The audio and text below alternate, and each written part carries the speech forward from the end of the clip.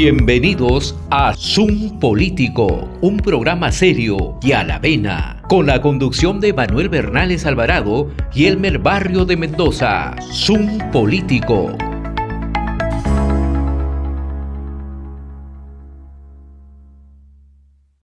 Muy bien, ya estamos con la compañía de Carlos Gálvez Pinillos, es presidente de la Sociedad de Minería, Petróleo y Energía. Y nada, ya te conocen en este programa, Carlos, y como siempre, lo que motiva esta entrevista es un artículo notable que escribiste para La Ampalla, que es donde tú normalmente escribes. Y yo diría que ya es costumbre que tus artículos sean notables, pero esta vez tocaste un punto álgido y crucial, que es el tema de las plantas de tratamiento, predominantemente de oro en este caso, que no tienen mina. Es decir, plantas de tratamiento que no están adscritas a una mina concreta y que revelan, entre otras cosas, que el Perú comercializa más oro del que las empresas formales declaran. Entonces, te suplicaría, Carlos, que ilustraras a nuestra audiencia sobre lo esencial de este importantísimo artículo, anotando que felizmente ya ayer escuché a Víctor Govitz hablar con claridad sobre este tema, que hasta este momento prácticamente eras el solitario tratante. Carlos, por favor, te escuchamos. Antes que nada, buenas noches, muchas gracias por la invitación. Como siempre, un privilegio estar con ustedes. A ver, el artículo publicado el día lunes, efectivamente, sobre las plantas de tratamiento sin mina. Y ahí quisiera que prestemos atención a algunos detalles. La Ley General de Minería establece niveles dentro de los cuales aparece pequeña minería hasta las 350 toneladas métricas día. Dicho eso, se entiende que estas tienen en realidad muy pequeñas inversiones y para ellas es que se está tratando de encaminar una ley de minería a pequeña escala.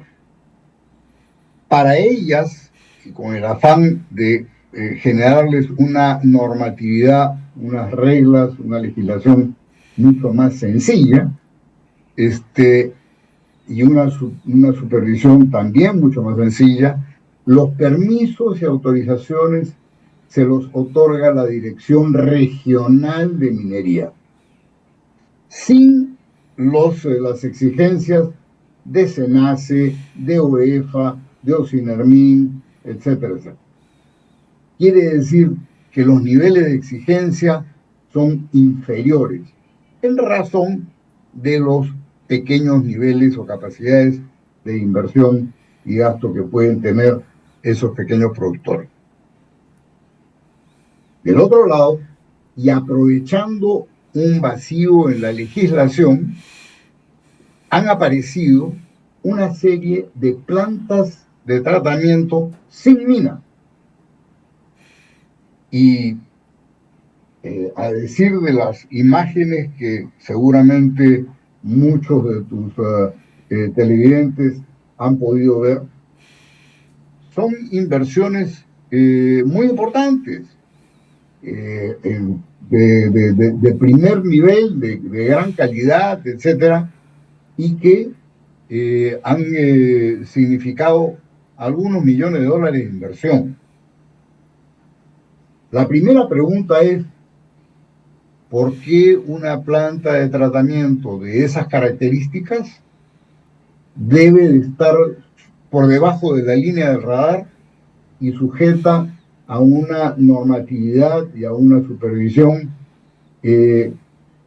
bastante flexible, proveniente de una dirección regional que no tiene, sabemos, ni las capacidades técnicas, ni los presupuestos, ni las condiciones para poder ni otorgar los permisos, ni controlar y supervisar. Entonces,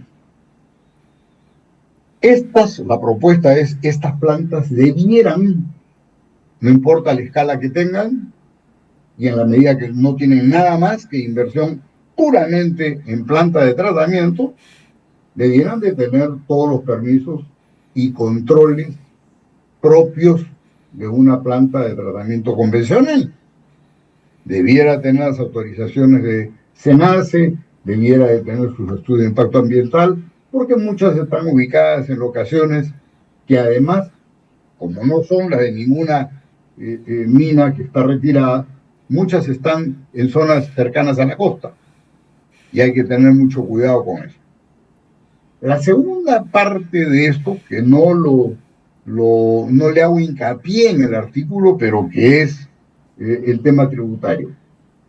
Recordemos que las empresas mineras tienen que pagar no solamente el impuesto a la renta, 29,5%, sino que tienen que pagar regalías en una escala creciente, progresiva, tienen que pagar un impuesto extraordinario a la minería, ¿no es cierto?, que también es una escala progresiva, que en estas circunstancias lleva la tributación al orden de cerca del 50% de carga tributaria.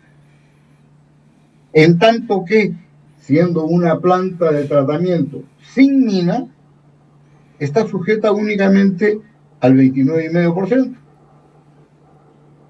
Entonces, esas no son condiciones equiparables y no hay ninguna razón para que esa sea una forma de elusión tributaria, porque efectivamente, como la ley no lo prohíbe, en teoría estaría permitido.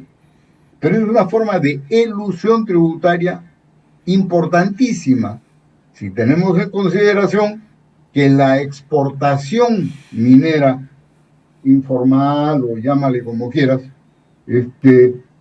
es prácticamente el 50% de la exportación de oro del Perú. O sea, unos 12.000 millones, y para este año, si los precios continúan, serían más de 13.000 millones de dólares. Entonces, esos elementos son los que nos tienen que llevar a reflexión para poner las cosas en su justa dimensión. Y no solamente eso, el otro que ya no tiene tanto que ver con una relación con el Estado, sino más bien con la relación de minero de pequeña escala, sin mayores recursos, respecto de una planta de tratamiento que, como he mencionado, tiene una inversión millonaria. Hay una relación inequitativa que hace que en muchísimos casos el pago de los contenidos a ese minero a pequeña escala sean muy inferiores al 50% de su contenido. Hemos tenido nosotros información de mineros a los que le pagan el 40% de su contenido. Entonces tú comprenderás que eso es una pingüe ganancia y liberada además de todas las exigencias a las que está sujeto un minero formal, y que le está haciendo un forado importante a las arcas fiscales, porque no está tributando de la misma manera que tributa un minero formal. Y que genera un escenario de competencia desleal además, ¿no es cierto? Sin duda, además de generar conflictividad. Porque correcto, hay un incentivo perverso para que estos mineros a pequeña escala vayan a trabajar concesiones ajenas, y claro, por pretexto de que tienen un reinfo, y ya sabemos que el reinfo no garantiza nada, sino que es un certificado que lo que indica es que estás en proceso de formalización, pero que ni siquiera te exige el hecho de que garantices la ubicación real de tu concesión, de tu depósito o del lugar de tu explotación, porque ni siquiera llega a ser una concesión. Bueno, Entonces, ese es un tema serio. y dime tú, ¿qué tanto esto tiene vínculo también con la operación ilegal? Mira, ya sabemos definitivamente que la distancia entre minería ilegal o minería informal es asintótica, propiende a cero, ¿no? Sí, claro. La propensión es a cero. ¿Por qué? Porque, a ver, si sabemos que hay gente que tiene reinfo, cuyas coordenadas no son en el lugar de su operación, tenemos mucha gente con reinfo que está trabajando en cuerpos de agua, donde simplemente es prohibido e ilegal. Tenemos gente que está trabajando en áreas, ¿cómo se llama?, en reservas nacionales protegidas, donde está prohibido trabajar, y lo hacen, pero con el reinfo, no importa que diga que está en Cajamarca, ellos pueden estar sacando en una reserva natural protegida, ¿no? Como que de hecho está ocurriendo. Lo mismo ocurre, es ilegal de por sí el que te dice que tiene su operación en unas coordenadas y lo tiene en otra. Es ilegal el que trabaja con explosivos y productos químicos controlados sin permiso. Es ilegal el que no tiene una supervisión técnica.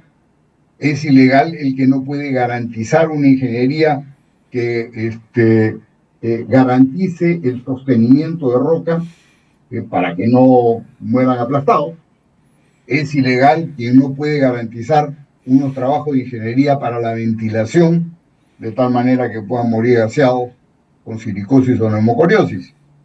Es ilegal quien no tiene a su gente en la planilla, no tienen vacaciones, no tienen horas extras, no tienen CTS, no tienen depósito de pensiones, sea ONP o AFP,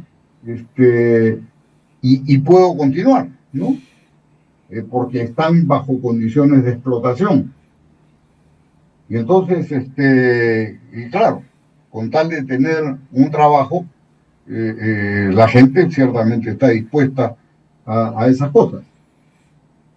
Y entonces, por eso es que hay es muy difícil distinguir entre el ilegal y el informal, a menos que haya un real proceso de verificación, pero las direcciones regionales de minería no están en capacidad de hacerlo.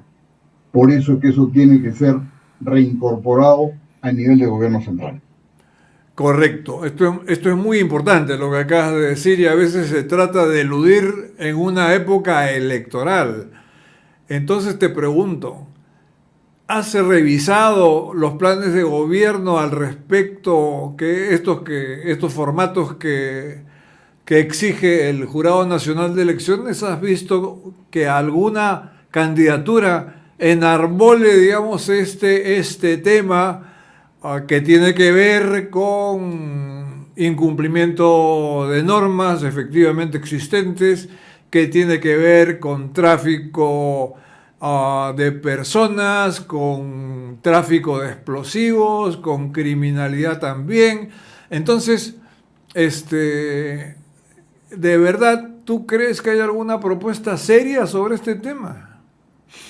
Mira, el único partido que he escuchado que taxativamente se ha opuesto y es más, ha rechazado cualquier apoyo o cercanía de la minería ilegal o informal es Avanza País. El resto coquetean y juegan a la proximidad que puedan tener. Dicen que no, pero sí, sí, pero no. Ninguno se planta taxativamente y rechaza esa aproximación. Aparentemente todos están jugando o apostando a poder tener entre 400 y 500 mil votos provenientes de ese ámbito.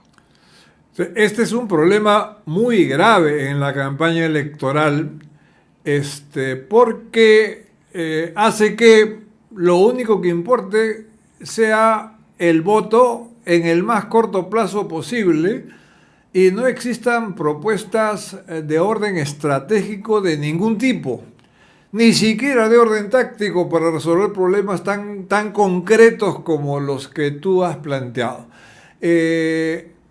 Dime una cosa, el próximo viernes viene acá Hans Rothgisser, que es el jefe del equipo técnico de plan de gobierno de Avanza País, cosa que yo me enteré hace poco porque Hans es amigo mío de hace algún tiempo.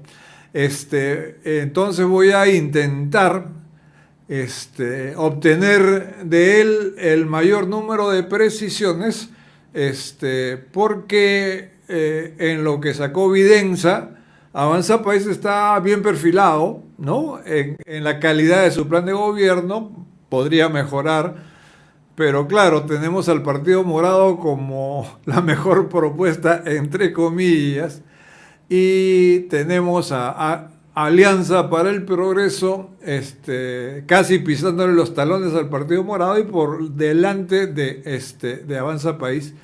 Sin embargo, pues, todo esto tiende a ser un poco una farsa, ¿no?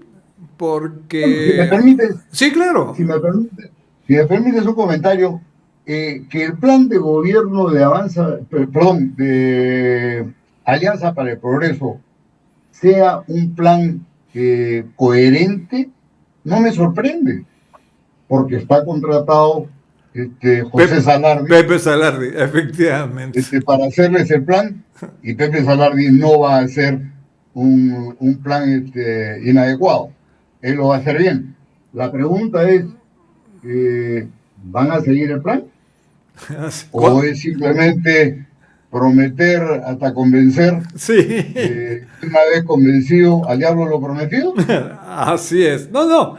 La conducta de Alianza para el Progreso pues es conocidísima, ¿no?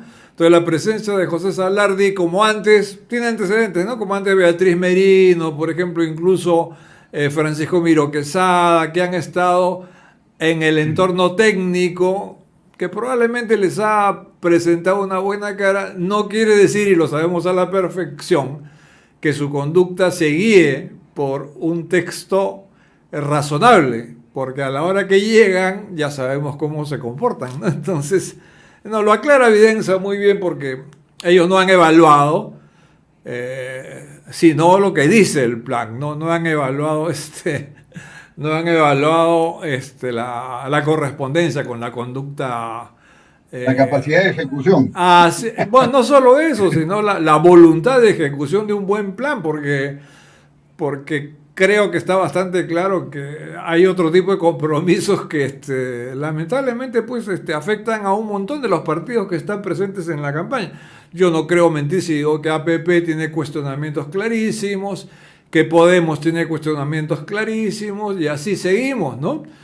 Y que... Te sugiero leer el artículo que ha publicado Jaime Daltaus hoy día en Lampadia, ¿ya? A propósito de los planes de gobierno. Y si te parece, yo te sugeriría que lo invites para que converse sobre los planes de gobierno, porque ha hecho una pasada por los partidos o por los planes más destacados, ¿no? Me encantaría, y ya te comprometo para que hagas la intermediación correspondiente, ¿no? Quería anotar, de hecho conversamos más tarde para poder conversar con Jaime Daltaus, por supuesto que es un tipo notable, cuyo único pecado fue haber promovido a Martín Vizcarra pues hace unos años, ¿no? Supongo que todos tenemos derecho a equivocarnos. Pero por supuesto. Como decía Michel de Montaigne, decía, todos pueden equivocarse, ¿no? No decía así, lo decía más feo, pero bueno, todos pueden equivocarse, lo grave es hacerlo con énfasis, ¿no? Si somos capaces de reconocer el error, no hay problema, ¿no? Pero en fin, quería comentarte que en este estudio de Videnza es muy sorprendente que Renovación Popular ocupe el último puesto. O sea, No detrás me de sorprende. todos los demás partidos. O sea, No me sorprende. ¿ah?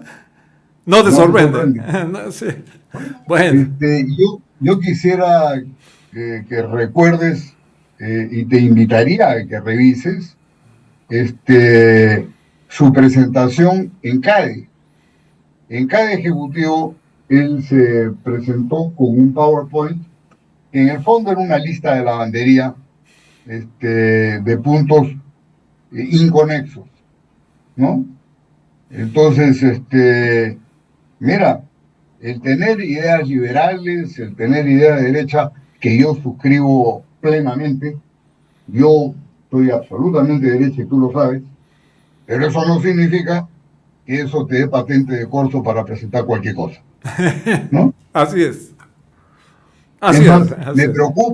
me preocupa porque haría más daño que alguien que no sea capaz de operar o manejar democráticamente lo que está planteando,